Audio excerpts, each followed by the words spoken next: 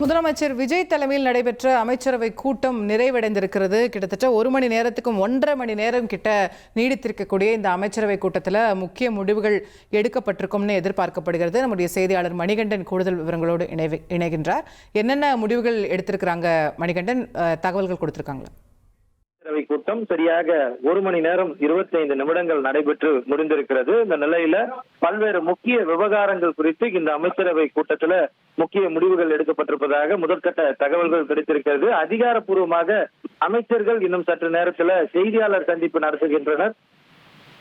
செய்தியாளர் சந்திப்பின் மூலமாக அந்த முக்கிய விவகாரங்கள் குறித்து தெரிவிக்க இருக்கின்றனர்.